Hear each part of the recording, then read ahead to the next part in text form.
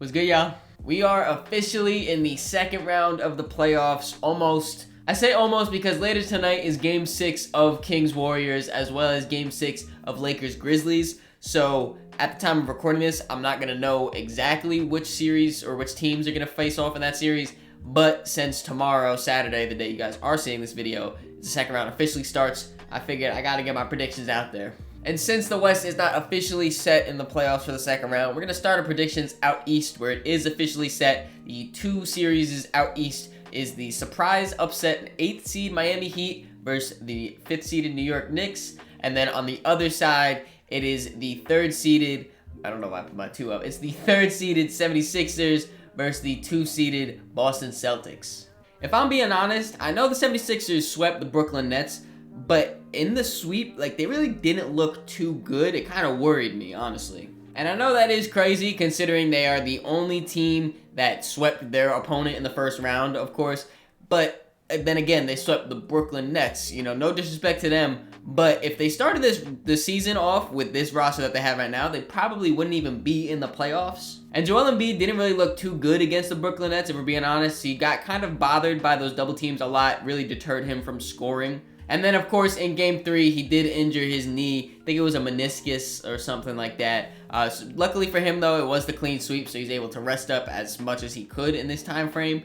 But, like I said, the double teams seemed to really deter him. The injury, I don't really know how confident I am seeing him go up against Al Horford, who is a very good defender. Robert Williams, a very good defender. You know, the Boston Celtics have a lot of bodies to throw at him, too. Even they've been starting to play Grant Williams again. He could kind of give them a different look on him.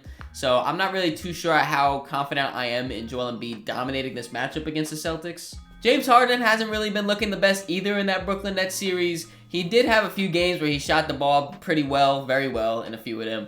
But other than that, he really wasn't doing too much. He's not able to get to the rim and finish at the rim with the efficiency that we're used to seeing James Harden finish with. And I think that could be a real big struggle against this long, lengthy, switching Boston defense. Considering he's probably going to be spending most of his time being guarded by Derek White, who is 99% a all-NBA defender this season, it's going to be pretty hard for him. He's going to want to get to the rim and get those easy looks. And considering he's not really doing that too well, I can see a series that James Harden really struggles in.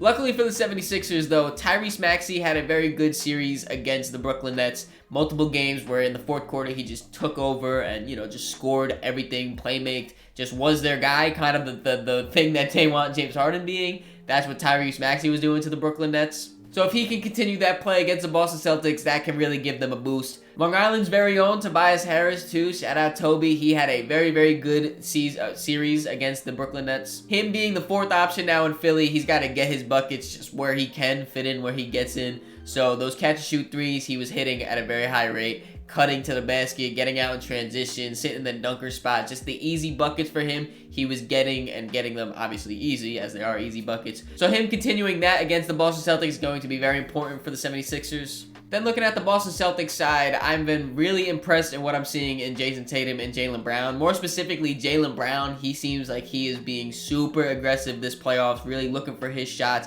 attacking the rim. It seems like at least once a game he has a super powerful dunk that just gets the crowd on their feet, gets some more energy into the crowd, and that is very, very important, especially in some switching momentums or continuing momentums in a playoff series. Then their role players have been playing great as well. Derek White has been almost an all-NBA player, it looks like, in this series, scoring, defense, just doing everything for the Celtics. Of course, they have 6th Man of the Year Malcolm Brogdon. They got their 2 centers of Al Horford and Robert Williams that I mentioned before. The Boston Celtics really don't have any weaknesses. I made a video about them a while back talking about how they have basically no weaknesses. And it's still showing right now in the playoffs through the first round. And I think it's going to show through the second round as well. And I think they're going to beat the 76ers in 6 games. Now on to the other Eastern Conference series, the Miami Heat versus the New York Knicks. This is one that goes near and dear to my heart. I'll say this every time the Knicks show up, man. Love my Knicks. Great victory against the Cavs there. And also a great victory against the Bucks for the Heat. Don't want to discredit them. This series really just depends on if Jimmy Butler can keep willing this team to victory, because realistically, that's all they have going for them right now. Besides the last game against the Bucks to close out the series where he had a triple-double, Bam Adebayo has looked very bad in this playoff so far. He's just looked very passive, like he's not trying to get to the rim and attack the rim, finish, over guys. He just kind of settles for the mid-range a little bit, doesn't go too hard for contested rebounds. He just hasn't really shown, what he really could be on the court. And I think the combination of passive Bam, if he continues to be passive, and his kind of undersized for the center at 6'9", I think both of those are a recipe for disaster against his matchup, Mitchell Robinson, who's coming off of a very, very, very strong series against the Cleveland Cavaliers. Maybe the best 5-game stretch of his career, if we're being honest. Then it really just comes down to if their role players are going to hit shots. Is Gabe Vincent going to be able to, give you guys some good minutes? Caleb Martin, he's played very, very well in some certain games in the Bucks series. Can he continue that play? Duncan Robinson, since the Tyler Hero injury, has come back and find out that he's still able to shoot somehow. Can Kevin Love give you some much-needed size, stretchability, offense, rebounding, all those stuff? Can he bring that to the table at his old age right now?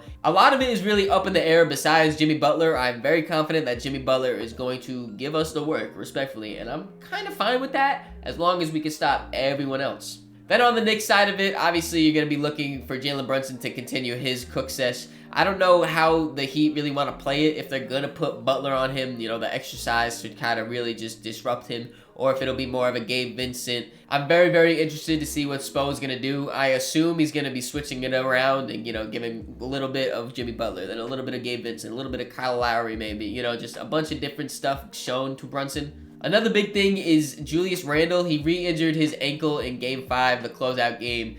Was trying to see, how much he's going to be able to come back. If he can come back, the Miami Heat realistically have no one that can guard him. They could put Bam on him, but then who's going to be boxing out Mitchell Robinson? That's not an option. They could put Jimmy Butler on him, but I don't really know how much, Julius Randle is one of the strongest guys in the NBA. I think he'll be able to really, muscle up Jimmy Butler a little bit just with size alone. He is coming off of a very, very rough series against the Cavs. But in that Game 5, before he went out, he started to really just attack the rim more instead of settling for jumpers, to play make a little bit more to impact when his shot's not falling. He left on a high note, I guess you could say, before the injury. So can he carry that over into this Miami Heat series? And in my opinion, what really won the Cleveland series for the Knicks was their depth, and that is something the Miami Heat are very much lacking. Having the luxury of guys like Emmanuel Quickley, Josh Hart, if Quentin Grimes is back in the starting lineup, Isaiah Hartenstein, Obi Toppin coming off your bench, being able to give you very, very much needed, impactful minutes. That could be really the what tilts the series one way or another. And because of that, I'm going Knicks in 5. I was very cautious with my Knicks in 6 pick against the Cavs, but I'm very confident in the fact that we can hone in on Jimmy Butler. They really don't have the pieces around him besides that, so I'm picking my Knicks in 5.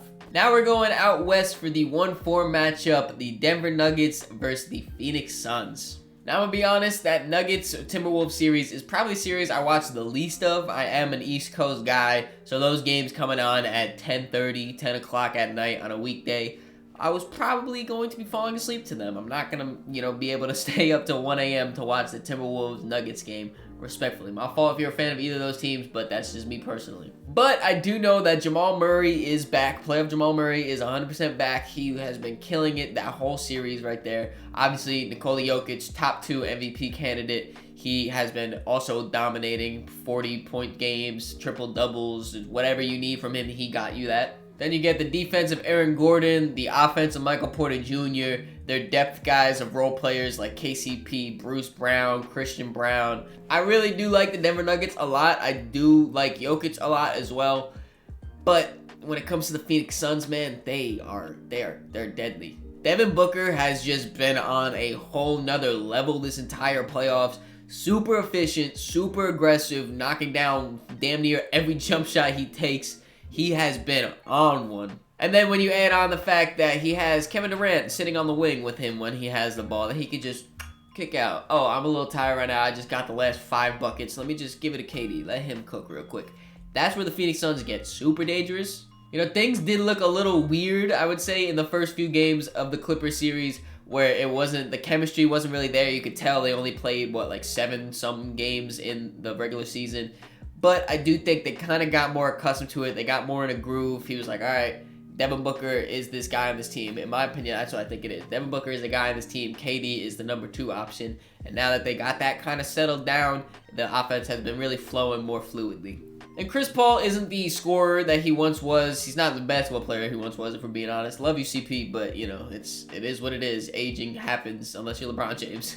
But he still can play make at an elite level. He has one of the highest IQs in the NBA for sure. So he is still going to be able to impact winning basketball. The one question mark and the X factor, I guess I could say, for the Phoenix Suns is DeAndre Ayton. He's going to have to match up against Nikola Jokic, and that's in itself a very, very hard thing to do, especially when he's not much of a defensive guy. He's going to have to, you know, do his best and try to slow down Jokic at least a little bit. And then also offensively, I'm very interested on how he handles this. Who Nikola Jokic is known as not the best defender. If he's going to attack him strong, or if he's just going to settle for those little floaters, the little, you know, elbow jumpers, like stuff like that, those mid-range shots.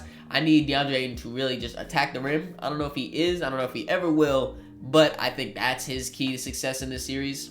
I do also question the Phoenix Suns' depth at least a little bit. They got great, you know, defensive role players like Torrey Craig and Josh Okogie, but they really don't have much offense besides that. You know, Terrence Ross can kind of score maybe a little bit. Landry Shamet, like, he can maybe knock down some catch and shoot threes. TJ Warren, like, there's really not too much there that you're looking for. I guess that's kind of why you need D-Book and Kevin Durant to go 50, 30, 40, whatever it is.